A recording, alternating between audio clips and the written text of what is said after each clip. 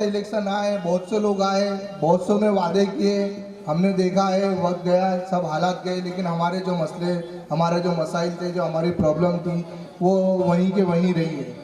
लेकिन इस बार अल्लाह की एक करम नवाजी हुई कि इसी पार्टी जिसके बारे में हम सिर्फ सोचते थे कि काश वो हमारे यहाँ आए और हमारे हक़ की आवाज़ लड़े, हमारे हुकूक़ की लड़ाई लड़े, शरीयत की लड़ाई लड़े, हमारे बच्चों के मुस्तकबिल को बेहतर बनाने की लड़ाई लड़े और ये काम करे। ये काम जो है सिर्फ कर सकती है तो वो है असदुद्दीन ओवैसी साहब की पार्टी मजलिस।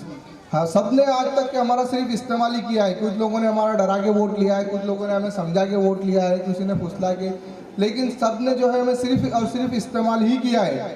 असदुद्दीन ओवैसी साहब की जो पार्टी है, आप हैदराबाद के अंदर देखें, अलग आंध्र प्रदेश में और तेलंगाना में जहाँ उनका वर्चस्व है, वहाँ के जो है लोग हैं ना, मजदूरी करने के लिए देश में नहीं जाते।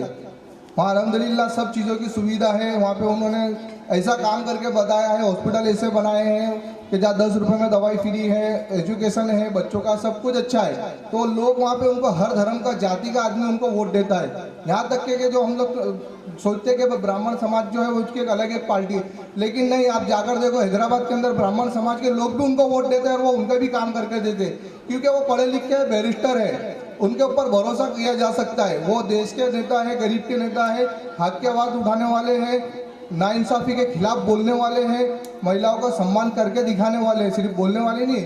तो ऐसा आदमी आज हमारे बीच में आया है। हमारा काम है, हमारा फ़र्ज़ है कि हम उसके हाथ को जो है मजबूत बनाएं।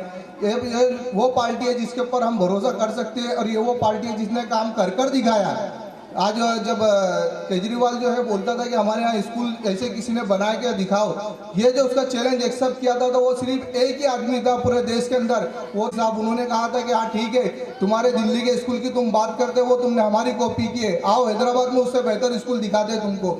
नहीं गया है केजरीवाल, क्यों? क्योंकि उसको पता था कि वहाँ है, वाकई में बने हुए, और वहाँ एजुकेशन है और वह सब सिस्टम है, मेडिकल है, ये है वो। लेकिन आज हम जो है मायूस होने की ज़रूरत नहीं है हमको। हमारी शुरुआत इंशाल्लाह आगाज़ बहुत अच्छा हुआ है, अंजाम भी बहुत अच्छा होगा। मौका मिला है हमारे 163 लिम्बायत विधानसभा से अब्दुल बशीर से।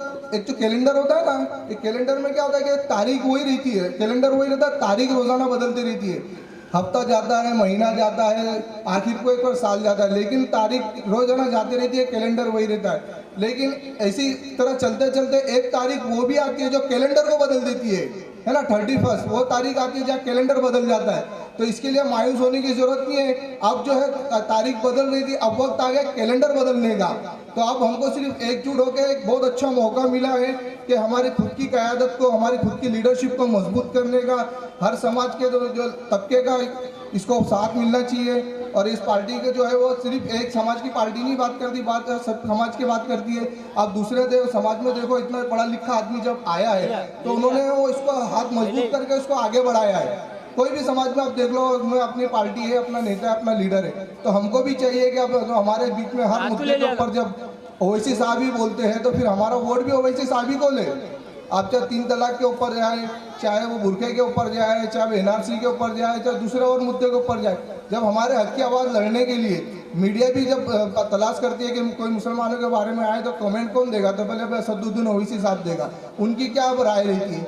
जब इंडिया तो छोड़ो, इंडिया के अंदर संसद के अंदर इतने 543 सांसद होने के बावजूद सबसे ज़्यादा सवाल पूछने के बाद और सबसे ज़्यादा अंदर हाजिरी देने के लिए जो अवार्ड मिलता है वो असदुद्दीन ओवैसी साहब को मिलता है। तो 543 सांसद में भी सब जानते हैं कि सबसे ज़्यादा सवाल पूछने वाला, सबसे ज़्यादा काम करने वाला आदमी कौन है?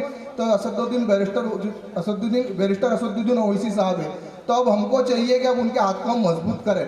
वो अब हमारे यहाँ पे आए हैं, कुछ उम्मीद लगा कर आए हैं, तो आप जो है वोट डालें भी और डलवाई भी। और ये जो वक्त है, अब ये इनकलाबी वक्त है, ये तारीखी वक्त है। और हमारे जो बीच में हमारे जो रहने वाले हैं अब्दुल बशीर शेख साहब, 163 लिम्बायत विधानसभा के उम्मीदवार हैं। ये हमारे ही लोग हैं, अपने लोग हैं, ये कहीं जाने वाले नहीं है।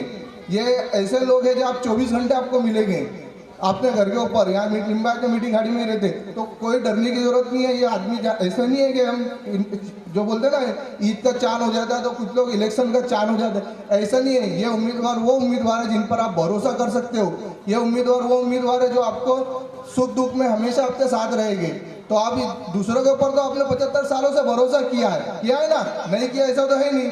सब पे किया, लेकिन एक बार अब इनके ऊपर अजमा लो और एकजुट होकर जंगी बहुमत से अब्दुल बशीर शेख साहब को 1 तारीख के दिन सुबह 8 बजे से 5 बजे तक के वोटिंग है, जिसमें इनका क्रमांक नंबर 5 है और इनका निशान है पतंग। तो आप जो है वोट डाले भी, डलवाई भी, दिलवाई भी, समझाए लोगों को कि ये मौका दोबारा नहीं मिलेगा। आप पहले जीताओ और उसके बाद अगर काम नहीं हुआ तब आप बोलना कि भाई हम हमारे विस्तार में अब मत आना, लेकिन पहले आप मौका दो। आप मौका दोगे तो आपको काम करके भी मिलेगा। ठीक है भाई, सब मौका देंगे।